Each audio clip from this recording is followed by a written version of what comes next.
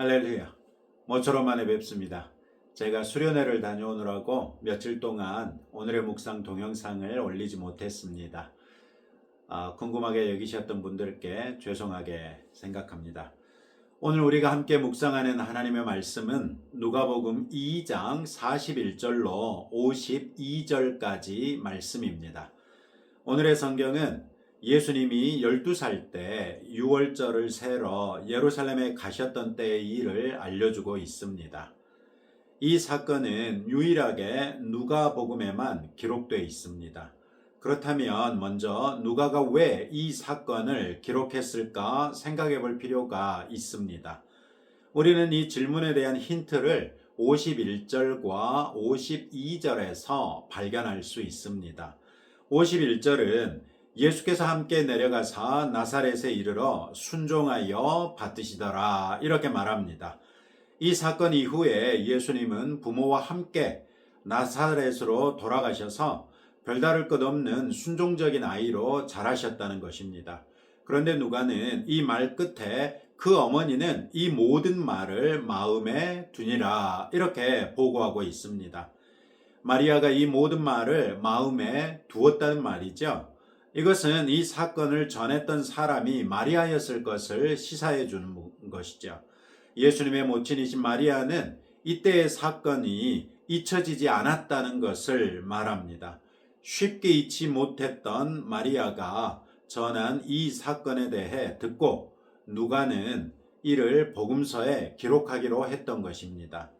52절 말씀해 보시면 예수는 지혜와 키가 자라가며 하나님과 사람에게 더욱 사랑스러워 가시더라 이렇게 말하고 있습니다. 이건 역시 예수님의 어린 때와 그분의 성장 과정을 알지 못하면 할 수 없는 말이지요. 따라서 우리는 이 말도 예수님의 부모, 특히 마리아가 주목하며 관찰했던 것이 훗날 누가에게까지 알려졌을 것으로 추정할 수 있습니다. 참고로 테베의 히폴리투스라는 사학자는 마리아가 주후 41년경에 죽었다고 기록하고 있고요. 누가는 복음서를 아마 주후 60년 이후에야 기록했을 것으로 추정하고 있습니다. 따라서 누가가 마리아를 만났을 가능성은 거의 없다고 보아도 틀림이 없고요. 아마도 사도들이 마리아에게서 들은 것을 누가에게까지 전달한 것으로 보는 것이 좋을 것 같습니다. 결국 오늘의 성경의 결론격에 있는 이 구절은 예수님이 자라갈수록 하나님과 사람에게 더욱 사랑스러워졌고 그 이유는 예수님이 점점 더 지혜로워지셨기 때문이라는 것을 알 수 있습니다. 따라서 이 사건은 예수님이 이 세상에 태어나셔서 자연스러운 성장 과정을 거치셨다는 것을 보여주는 한편 벌써 12세 때에 자신이 하나님의 아들이시라는 자각이 있었다는 것을 보여주기 위해서 기록한 것으로 보입니다. 즉 누가는 예수님이 완전한 인간이신 동시에 완전한 하나님으로서 이 땅에 사셨다는 것을 보여주는 한 가지 사례로 이 사건을 기록했다는 것입니다. 예수님은 완벽한 인간이신 동시에 완벽한 하나님이시기 때문에 우리의 죄를 용서하실 수 있는 희생제물이 되실 수 있었던 것입니다. 그 예수님의 십자가의 죽으심으로 말미암아 저와 여러분들이 구원을 받고 하나님을 아버지라 부르고 천국을 소망하며 살 수 있게 된 것이지요. 41절은 예수님의 가족이 당시 율법의 기준에 따라 경건한 유대인이었다는 것을 보여줍니다. 유대의 모든 남자는 6월절, 77절, 초막절 이 세 절기에는 예루살렘에 있는 성전에 와서 하나님 앞에 낯을 배워야 했습니다. 이 율법의 요구에 예수님의 가족이 순복했다는 것을 보여주고 있죠. 42절은 예수님이 가족과 함께 예루살렘에 간 것에 관해서 이 절기의 관례를 따라 올라갔다 이렇게 말씀하고 있지 않습니까? 6월절을 세고 그 다음 한 주간 동안 무교절까지 있었기 때문에 예루살렘은 순례자들로 바글거렸을 것입니다. 절기의 의무를 마친 다음 예수님의 가족은 나사렛 부근에서부터 함께 올라왔던 많은 사람들과 이동하고 있었을 것입니다. 아이들 또한 아이들끼리 부모들을 따라 이동하고 있었을 것으로 생각해 볼 수 있지 않겠습니까? 그렇게 하룻길을 가고 나서야 비로소 일행 중에 예수님이 계시지 않은 것을 발견했습니다. 이 하룻길은 내리막길이고 많은 사람들이 함께 이동하고 있었기 때문에 빨리 내려올 수 있었을 것입니다. 그러나 아들을 찾아 예루살렘으로 가는 길은 오르막길인데다 내려오는 인파를 거슬러 올라가면서 아들을 찾아 두리번거리면서 올라가야 했을 터이니 사흘 후에야 비로소 성전에 도착한 것도 충분히 그럴 수 있어 보입니다. 아들을 잃어버렸다는 두려운 마음에 그것도 천사가 알려주기를 하나님의 아들이라고까지 했던 장남을 잃어버렸다는 두려움은 부모에게 큰 짐이었을 것입니다. 그런데 그 아들이 버젓이 성전에서 선생들 중에 앉아 그들과 토론하고 있는 것입니다. 예수님의 부모님의 안도감은 잠깐이었을 뿐이고 그 아이에 대한 책망이 뒤따르지 않았겠습니까?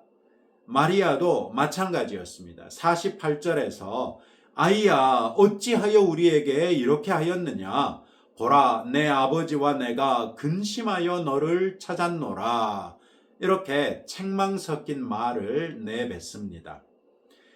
자신을 책임지고 있는 부모를 따라다니지 않고 왜 선생들과 함께 있어서 사흘씩이나 부모를 고생시켰느냐는 말입니다. 마리아의 이 말에는 예수님에 대한 부모로서의 소유의식과 책임감을 둘 다 볼 수 있습니다. 이에 대한 예수님의 대답은 쉽게 이해되지 않습니다. 어찌하여 나를 찾으셨나이까? 내가 내 아버지 집에 있어야 될 줄을 알지 못하셨나이까? 49절이죠. 먼저 왜 찾았느냐고 말합니다. 아니, 아이를 잃어버린 부모에게 왜 찾았느냐고 말할 수 있습니까? 예수님이 그렇게 적반하장격인 반응을 보이신 것입니다. 그러면서 내가 내 아버지 집에 있어야 될 줄을 알지 못하셨나이까? 라고 말합니다. 마리아는 요셉을 가리켜 예수님께 내 아버지라고 48절에서 말하고 있는데 예수님은 하나님을 가리켜 내 아버지라고 49절에서 말씀하신 것입니다. 마리아는 법적인 아버지를 말하고 있는데 예수님은 영원하신 아버지를 말씀하고 있는 것입니다.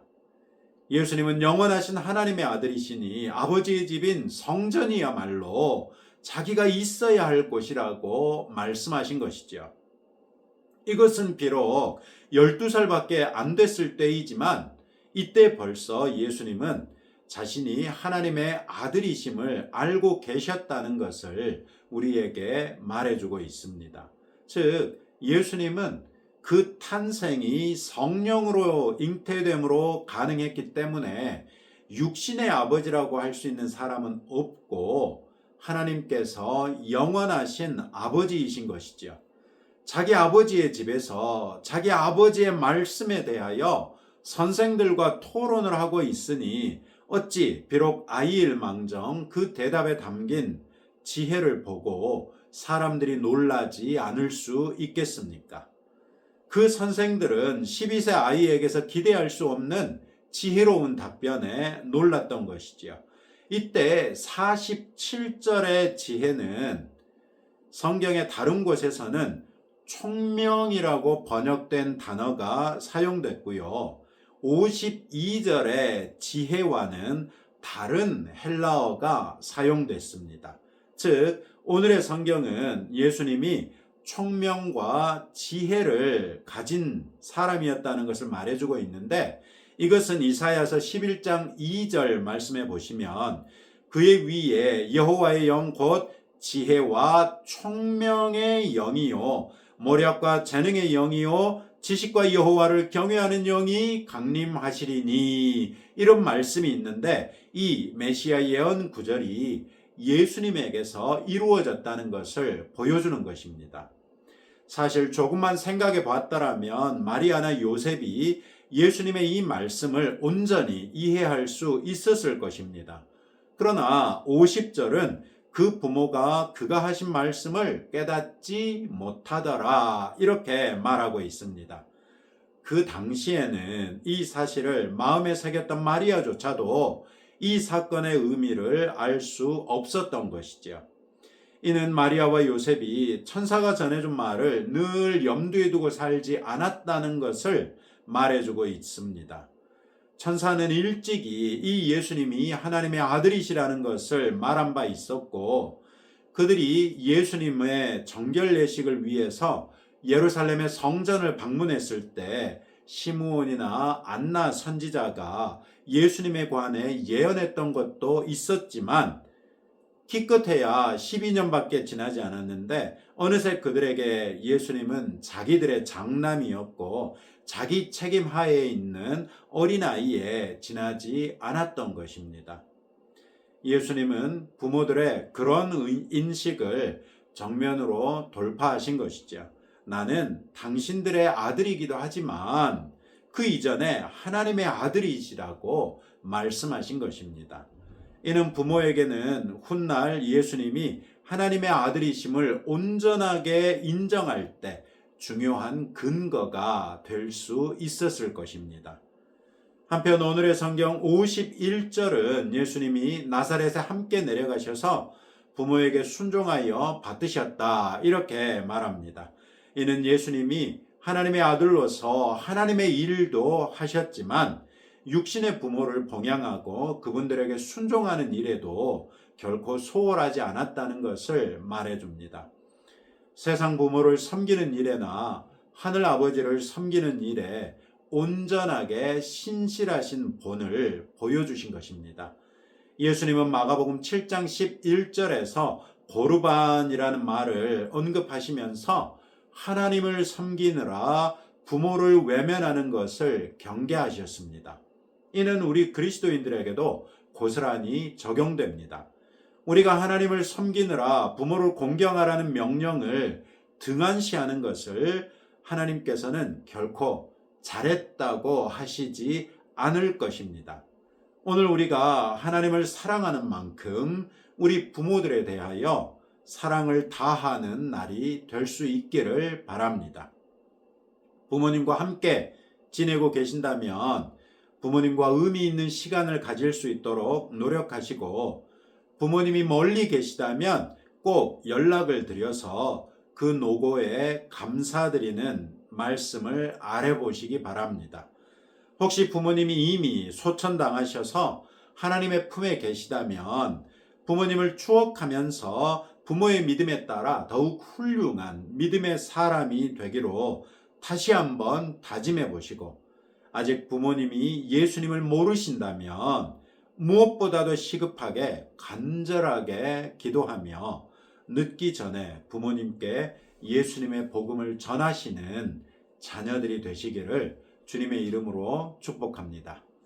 오늘 또 이런 말씀을 가지고 다음과 같이 함께 기도하겠습니다. 예수님이 참 사람이자 참 하나님으로서 우리에게 오셔서 우리를 위한 구원의 희생 제물이 되신 것을 묵상하며 감사드리시기 바랍니다. 하나님을 섬기는 것이 부모를 등한시하는 정당한 이유가 될 수 없음을 알고 부모에게 자녀의 도리를 다하는 우리가 될 수 있도록 기도하시고, 주 안에서 우리에게도 날마다 지혜와 사랑이 커가게 해달라고 기도하시고 나라를 위해서 함께 기도하겠습니다. 하나님 아버지, 감사합니다. 오늘의 성경을 통하여 비록 12살밖에 되지 않았던 어린 나이셨음에도 불구하고 예수님께서는 하나님의 아들이시라는 인식을 이미 갖고 계셨다는 것을 알게 됩니다. 그럼에도 불구하고 예수님이 다시 나사렛으로 가셔서 부모들에게 순종했던 것을 아울러 배웠습니다. 우리는 이 사실을 통하여 예수님이 참 인간인 동시에 참 하나님으로서 우리에게 오셨다는 것과 그 예수님이 우리를 위하여 구원의 희생제물로서 십자가에서 돌아가신 것을 다시 한번 묵상합니다. 우리를 구원하여 주신 예수님의 은혜에 감사합니다. 그 은혜를 우리가 영원토록 배반하지 아니하고 온전한 믿음의 사람이 될 수 있도록 은혜를 더하여 주옵소서. 하나님을 섬기는 것이 부모를 등한시하는 정당한 이유가 될 수 없음을 알게 됐습니다. 주님, 부모에게 자녀의 도리를 다하는 자들이 되므로 아버지께서 요구하신 대로 부모를 공경하는 주의 자녀 되게 하옵소서. 주 안에서 우리에게도 날마다 지혜와 사랑이 커갈 수 있도록 은혜를 베풀어 주시되 우리로 아버지의 말씀을 더욱 사모하는 마음을 허락하여 주옵소서. 또한 우리가 말씀을 읽고 묵상할 때마다 성령님이 그 말씀을 조명하여 주셔서 우리에게 가려졌던 것들, 감춰졌던 것들, 우리에게 쉬 드러나지 않았던 것들을 깨달아 아는 즐거움을 우리에게 허락하여 주옵소서. 주님, 우리나라를 위하여 기도하지 아니할 수 없습니다. 나라의 분열상이 날로 심각해지는 가운데 부족한 종의 생각에는 아버지 하나님 대통령 탄핵에 관한 결정이 속히 결정되어서 책임 있는 정치를 할 수 있게 되는 것이 그 해결책인 줄로 보입니다. 아버지 하나님, 과연 종의 생각이 옳다고 할진대 속히 헌재가 결정하게 하시고 그 이후에 신속하게 나라의 여러 가지 것들이 정리가 될 수 있도록 은혜를 더하여 주시기를 원합니다. 특히 우리 그리스도인들이 오직 사랑밖에는 강조하지 아니한 말씀을 붙들고 서로 미워하는 마음을 회개하며 오히려 아버지의 말씀 앞에 우리가 진지하게 우리의 입장을 점검해 보게 하시고 아버지의 말씀에 따라 마땅히 고쳐야 할 것들이 있다면 고침으로써 우리가 먼저 하나 되게 하시고 우리의 하나됨으로 인하여 우리나라의 분열상이 치유될 수 있도록 은혜를 더하여 주옵소서. 예수님 이름으로 기도합니다. 아멘. 오늘 특별히 우리 부모들을 사랑하는 하루가 될 수 있기를 원하고 주의 은혜 가운데 복된 날이 되시기를 주님의 이름으로 축복합니다.